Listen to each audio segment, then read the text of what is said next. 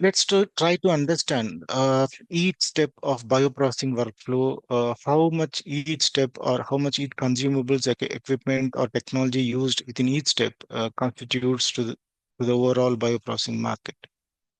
Within upstream, fermentation constitutes a major share of 40% of the market because of the capital intensive fermenters or bioreactors that are used, and it is the critical step for scaling up the needed culture or the cells. Media preparation, cell culture media, reagents constitutes more than 25%, and harvesting step constitutes around 20% of the market.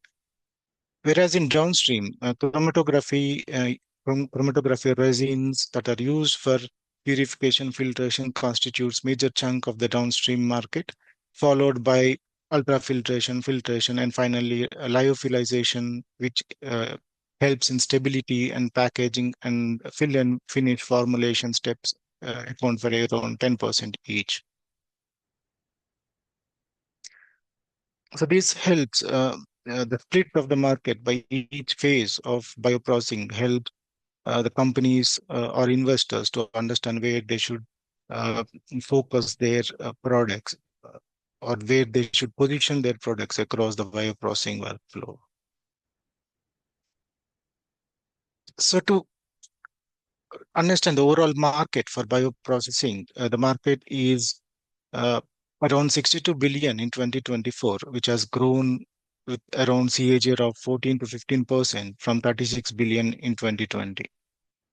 In 2024, the upstream market is around 26 billion and downstream market is around 36 billion.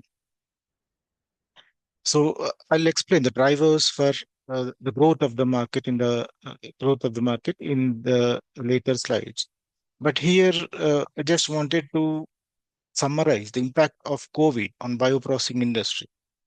So during COVID period or in the historic last 5 years, there is because of the disruption in the supply chains, many companies wanted to strengthen their supply chains. And in the forecast period, all companies are focusing on stockpiling or centralized regulatory information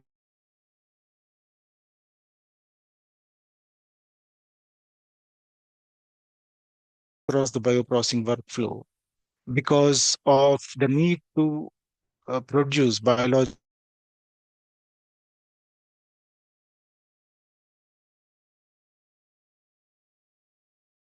and single use is preferred, and there is high demand for single use going forward. Also, there is an increase in use of automation technologies with minimal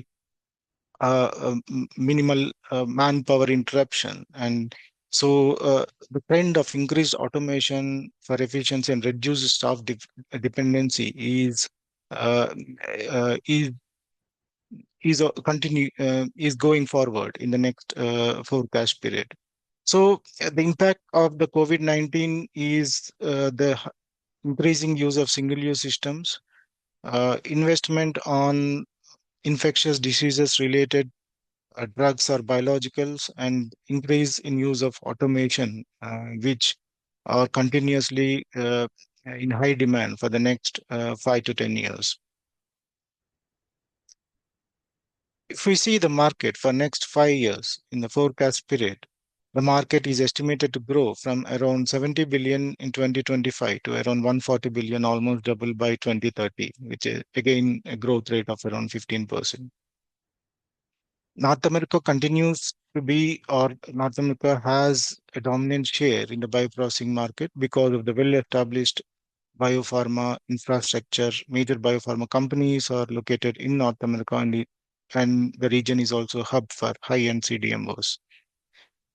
APAC, of course, is the emerging region with with fastest and growing number of CDMOs and biopharma companies in APAC. The region is expected to have a high growth rates for bioprocessing market in the next 5 to 10 years.